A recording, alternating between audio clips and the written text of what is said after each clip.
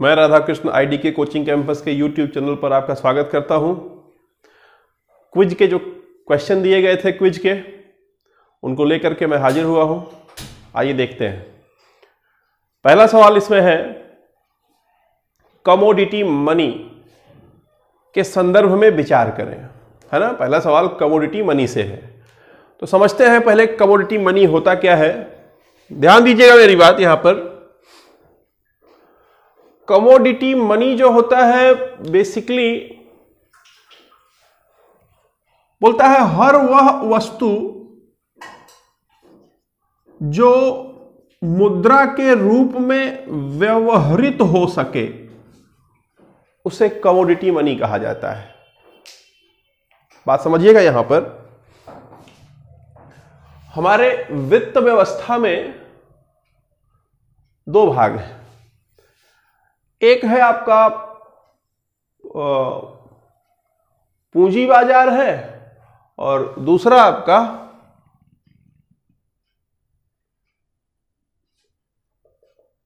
मुद्रा बाजार है। ठीक, ध्यान दिया जाए। मुद्रा समझिएगा यहां पर क्या है कि कोई भी वस्तु जो लेन देन के लिए सर्वमान्य हो वह वहां की मुद्रा कहलाती है। अब वो मुद्रा दो तरह की हो सकती है, या तो वो वैधानिक हो यानी कि सरकार द्वारा जारी की गई हो, या फिर वो मुद्रा ने अपनी साख बना ली हो। तो मुद्रा जैसा व्यवहार कर रही है वो साख मुद्रा कहलाती है मुद्रा बाजार में। क्लियर। लेकिन पूंजी बाजार में मुद्रा जैसा व्यवहार करने वाले वस्तु को कमोडिटी मनी कहा जाता है।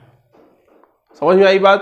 तो एक तरह से पूंजी बाजार का कमोडिटी मनी उसी तरीके का होता है जैसा कि मुद्रा बाजार का साख मुद्रा होती है। समझ में आई बात।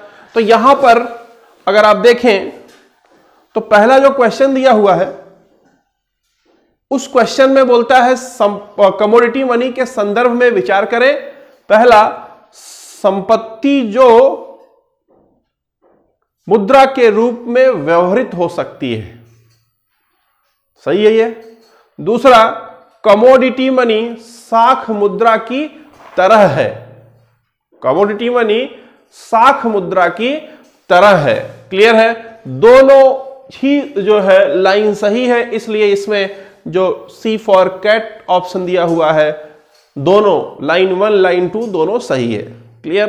क्वेश्चन नंबर 2 की ओर चलते हैं। क्वेश्चन नंबर 2 में दिया हुआ है, अर्थव्यवस्था में बूम की स्थिति से क्या तात्पर्य है। ठीक है, तो आइए समझते हैं क्वेश्चन नंबर 2 में बूम क्या बोल रहा है ना। बोलता है कि बूम की स्थिति से क्या तात्पर्य है। क्वेश्चन आपके पास है, पहले से क्वेश्चन आपको मिल चुका है ना। तो उम्मीद करते हैं कि आप जो ऐसे लोग हैं जिनके पास क्वेश्चन नहीं है वो हमें व्हाट्सएप करेंगे 9415583584 नंबर पर, है ना। तो मैं आपको क्वेश्चन दे दिया करूंगा। ध्यान दीजिए। क्वेश्चन है कि बूम से, यहां क्वेश्चन है कि अर्थव्यवस्था में बूम की स्थिति से क्या तात्पर्य है। ठीक है, ध्यान दीजिएगा। कोई भी अर्थव्यवस्था हो, कोई भी कैसी भी अर्थव्यवस्था हो, वो अर्थव्यवस्था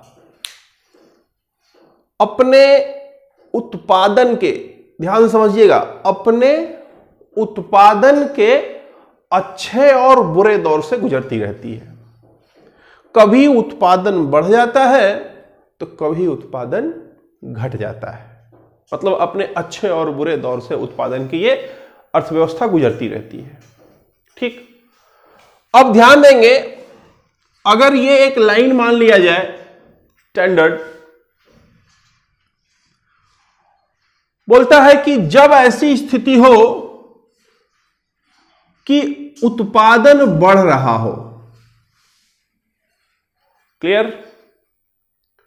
और बढ़ते बढ़ते अपने चरम पर पहुंच जाए तो उस स्थिति को बूम कहते हैं। अपने चरम पर पहुंच जाए तो उसे बूम कहते हैं। क्लियर है? और जब उत्पादन गिरते गिरते गिरते गिरते गिरते गिरते अपने सबसे निम्नतम स्तर पर आ जाए तो उसे रिसेशन कहते हैं या मंदी कहते हैं। ये बूम है और ये मंदी है। ध्यान समझिएगा मेरी बात। यहां पर अर्थव्यवस्था में बूम कब होगा? तब होगा, देखिए अर्थव्यवस्था में बूम हो रहा है, उत्पादन में क्या हो रहा है? उत्पादन, ये जो लाइन है ये उत्पादन है, ठीक है? उत्पादन में क्या हो रहा है? वृद्धि हो रही है। देखिए उत्पादन में वृद्धि कब होगी? उत्पादन में, प्रोडक्शन में वृद्धि तब होगी जब डिमांड अधिक होगा। समझ पा रहे हैं बात आप? डिमांड अधिक कब होगा? जब लोगों के पास रोजगार होगा। क्लियर है? या डिमांड अधिक तब होगा जब लोगों के पास संपत्ति, जिसे आप पैसा कह सकते हो, संपत्ति ज्यादा होगी। और जब लोगों के पास संपत्ति ज्यादा होगी तो महंगाई भी ज्यादा होगी। महंगाई ज्यादा होगी तो ये एक रूप है कि मुद्रास्फीति भी ज्यादा होगी। मैंने पढ़ाया आपको मुद्रास्फीति क्या होता है। अगर नहीं आपको आ रहा है तो पिछले वीडियोस में दिया हुआ है, इकोनॉमी के वीडियो में मुद्रास्फीति क्या होता है पढ़ाया है, मैंने दिया है। तो मुद्रास्फीति बढ़ जाएगी। क्लियर है? तो बूम के ये सारे लक्षण है ना? बूम में क्या क्या हो सकता है? बूम, उत्पादन वृद्धि होती है। उत्पादन वृद्धि, डिमांड बढ़ेगा तब होगा। क्लियर है? डिमांड तब बढ़ता है जब लोगों के पास पैसा ज्यादा होता है, रोजगार ज्यादा होता है। पैसा ज्यादा जब लोगों के पास होता है तो महंगाई बढ़ती है, यानी मुद्रास्फीति बढ़ जाती है। क्लियर है?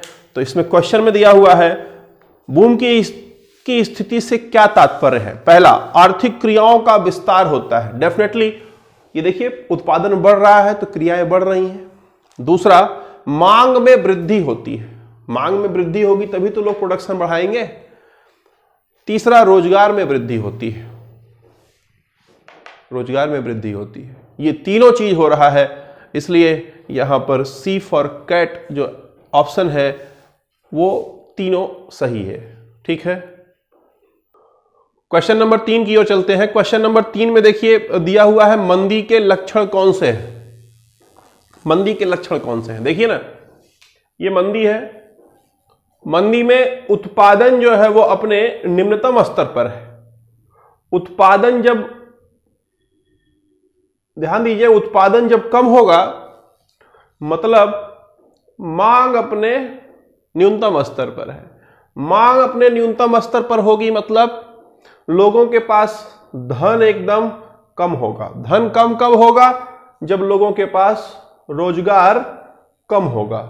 जब धन कम होगा लोगों के पास तो महंगाई भी कम होगी, मुद्रास्फीति भी कम होगी। ये सारे लक्षण किसके हैं? मंदी के हैं। ठीक? तो यहां पर मंदी के लक्षण कौन से हैं? तो पहला बोलता है मुद्रास्फीति का उच्च दर। देखिए मुद्रास्फीति का उच्च दर मंदी में नहीं हो सकता। किसमें होगा? बूम में होगा, उछाल में होगा। ठीक? तो पहला गलत हो गया। दूसरा बोलता है मांग का स्तर निम्न होना। बिल्कुल सही, मांग का स्तर निम्न होता है तभी तो उत्पादन कम होता है। तीसरा बोलता है रोजगार अवसर में वृद्धि। रोजगार अवसर में वृद्धि नहीं होगी। जब उत्पादन कम होगा, मांग कम रहेगा तो जाहिर सी बात है रोजगार कम रहेगा। ठीक? तो यहां पर केवल और केवल दूसरा सही है, इसलिए B for ball is the correct answer. ठीक? क्वेश्चन नंबर 4 की ओर चलते हैं। क्वेश्चन नंबर 4 बोलता है कि क्रेता बाजार के संदर्भ में सही कथनों को चुनें।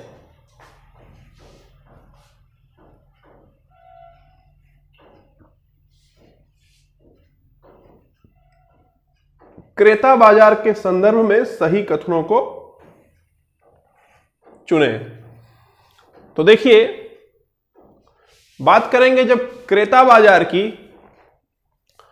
क्या होता है क्रेता बाजार। देखिए, ध्यान दीजिएगा, यहां पर क्रेता और विक्रेता, मार्केट में यही दो होते हैं, ठीक। जो बेहतर स्थिति में हो, समझिए बात, अगर क्रेता बेहतर स्थिति में है तो क्रेता बाजार माना जाएगा, और अगर विक्रेता बेहतर स्थिति में है तो विक्रेता बाजार माना जाएगा। समझ रहे हैं बात आप। अब आप देखिए, कोई भी खरीदार बेहतर स्थिति में कब होगा,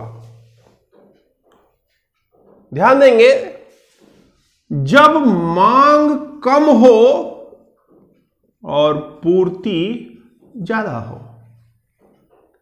मतलब बेचने वाला बेचना ज्यादा चाहता हो और खरीदने वाला खरीदार कम हो या कम खरीदना चाहता हो, तो ऐसे स्थिति में क्रेता बाजार की स्थापना होती है। मतलब जहां खरीदार बेहतर स्थिति में होता है वो क्रेता बाजार हो गया। लेकिन जब ऐसा हो कि पूर्ति कम है, यानी बेचने वाला बहुत कम बेचना चाह रहा है, किसी भी कारणवश हो सकता है, और क्रेता ज्यादा खरीदना चाहता है, या यूं समझिए कि बेचने वाले कम है, खरीदने वाले ज्यादा है, ठीक। तो ऐसी स्थिति को विक्रेता बाजार कहा जाता है। क्वेश्चन में आपके दिया हुआ है, क्रेता बाजार के संदर्भ में सही कथन को चुनिए। बोलता है मांग कम तथा पूर्ति अधिक। मांग कम तथा पूर्ति अधिक अगर होगी, मतलब खरीदार कम है, बेचने वाले ज्यादा हैं, तो जाहिर सी बात है जो खरीदार होगा वो बेहतर स्थिति में होगा, इसलिए क्रेता बाजार होगा, ठीक। तो पहला लाइन सही है। दूसरा बोलता है क्रेता की तुलना में विक्रेता बेहतर स्थिति में होता है। देखिए, अगर विक्रेता बेहतर स्थिति में है तो विक्रेता बाजार हो जाएगा। क्लियर। तो यहां पर पहला सही है, दूसरा गलत है, इसलिए option A is the correct answer. Question number 5 पर चलते हैं। क्वेश्चन नंबर 5 में जो है आप देखिए,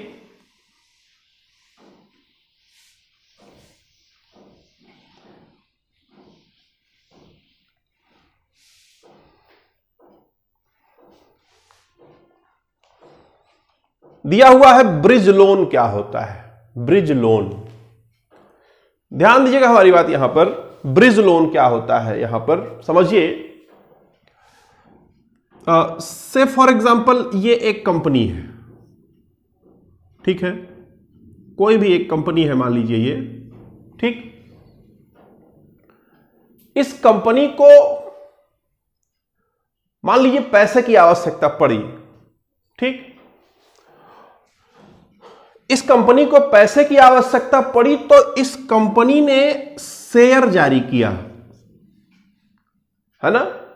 शेयर जारी किया तो लोग इसका शेयर खरीदेंगे और बदले में इसे संपत्ति देंगे, धन देंगे, पैसा देंगे, है ना। ये बात समझ में आ रही है। लेकिन ये जो सेटलमेंट होता है ये तत्काल नहीं होता है, इसमें लगभग 3 महीने का समय कभी कभी लग जाता है ना। सेटलमेंट पीरियड वैसे 14 दिन होता है, लेकिन 3 महीना मतलब पूरी प्रक्रिया अगर शुरुआत की जा रही है तो सारी प्रक्रिया में 3 महीना समय लग जाता है। तो ध्यान देंगे मेरी बात, यहां पर समझेंगे कि अगर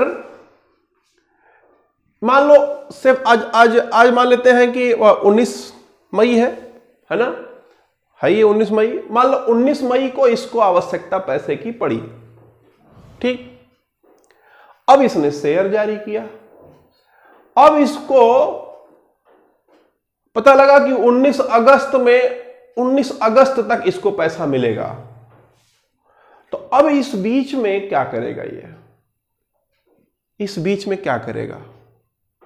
समझ पा रहे हैं बात हमारी आप? कि 19 मई को इसे पैसा चाहिए था, इसने शेयर जारी कर दिया, शेयर लोग खरीदने के लिए तैयार भी हैं, और लेकिन जो प्रक्रियात्मक कार्यवाही है उसके कारण 3 महीना डिले हो रहा है और पैसा इसे मिल रहा है कब? 19, मान लो 19 अगस्त को मिल रहा है। ठीक, अब 19 अगस्त को इसे अगर संपत्ति मिल रही है, धन मिल रहा है, तो उस बीच में अपना काम चलाने के लिए ये जो लोन लेगा, तो यही देखिए कनेक्ट कर रहा है ना, जोड़ रहा है ना, उस समय को जोड़ रहा है। जो समय, जिस समय तक इसके पास पैसा नहीं था, वो कनेक्ट कर रहा है। ब्रिज मतलब होता है कनेक्ट करना, ठीक है? तो उसे ही हम लोग जो है, ऐसे लोन को हम लोग ब्रिज लोन कहते हैं। तो ये एक तरह का अंतरिम लोन होता है, ठीक है? अंतरिम, इंटरिम जिसे कहते हैं, अंतरिम लोन होता है। जैसे ही शेयर का पैसा उसके पास आता है, सारा का सारा पैसा वो तुरंत जो है उस बैंक को पूरा पैसा पेमेंट कर देता है। समझ पाए बात आप? तो इसे हम लोग क्या कहते हैं? ब्रिज लोन कहते हैं। तो यहां पर बोलता है ब्रिज लोन क्या होता है? पहला अंतरिम लोन, दूसरा पूर्णकालिक लोन, तीसरा अग्रिम लोन, चौथा कोई नहीं। तो पहला ऑप्शन सही है, अंतरिम लोन होता है ये एक तरह का। ठीक, क्वेश्चन नंबर 6। क्वेश्चन नंबर 6 में लिखा हुआ है टैरिफ क्या है? ठीक, और ऑप्शन में दिया हुआ है, आप ऑप्शन में दिया हुआ है आयात पर लगाया गया तट कर, निर्यात पर लगाया गया कर, टेलीफोन कॉलिंग पर लगाया गया कर, और डी लिखा हुआ है इनमें से कोई नहीं। ठीक, तो आइए समझते हैं कि होता क्या है टैरिफ। अब देखिए, मोबाइल में आप फोन करते हो तो टैरिफ डलाते थे ना पहले। ध्यान दीजिएगा टैरिफ होता क्या है, समझिएगा एक बात।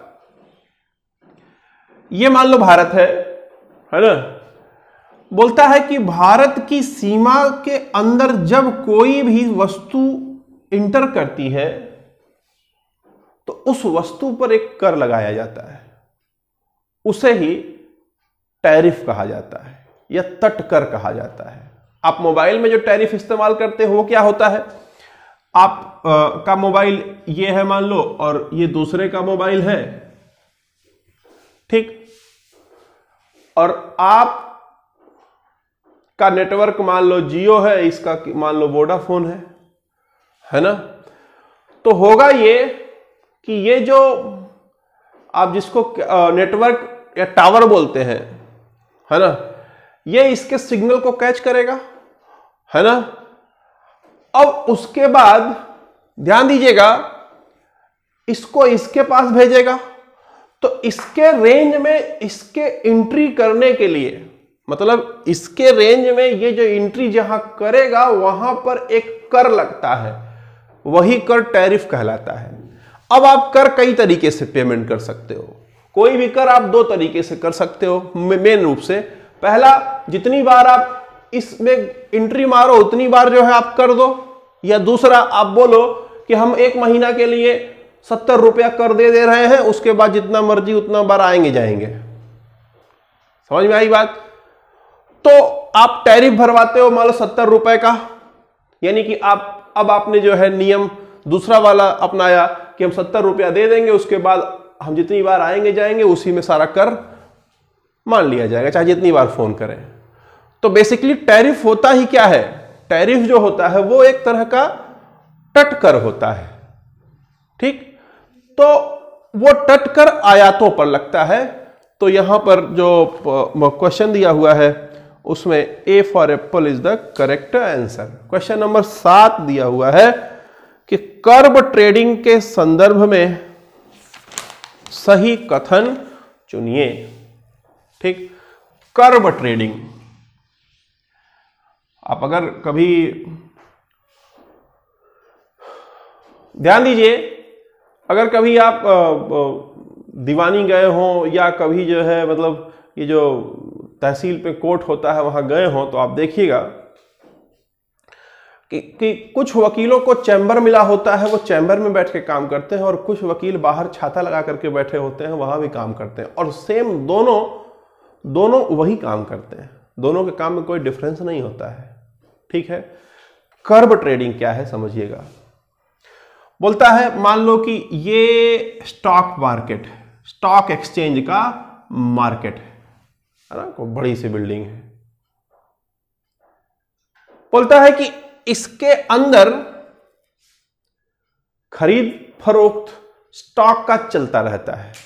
स्टॉक का मतलब शेयरों का खरीद और बिक्री होता रहता है। ठीक, तो जो खरीद और बिक्री यहां पर अंदर हो रहा है, सेम चीज अगर इस बिल्डिंग के बाहर कोई यहां पर कर रहा हो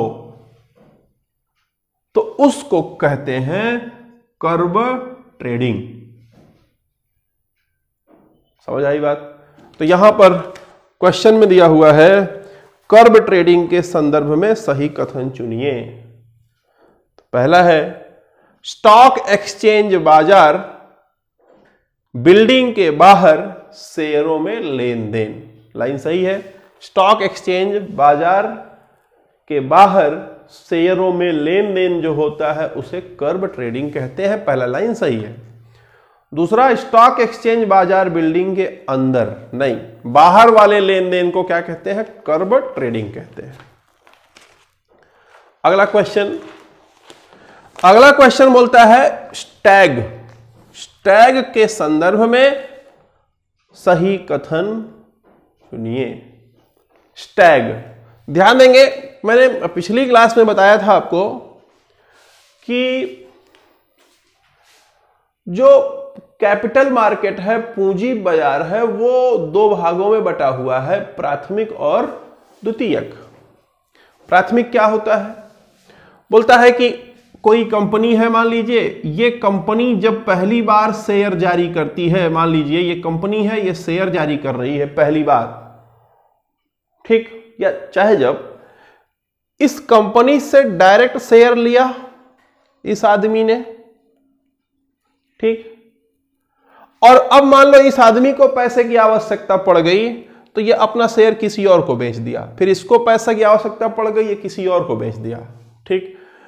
तो ये यहां पर खेल हुआ है, ये प्राथमिक बाजार है, बाकी क्या होता है? द्वितीयक बाजार होता है, ठीक।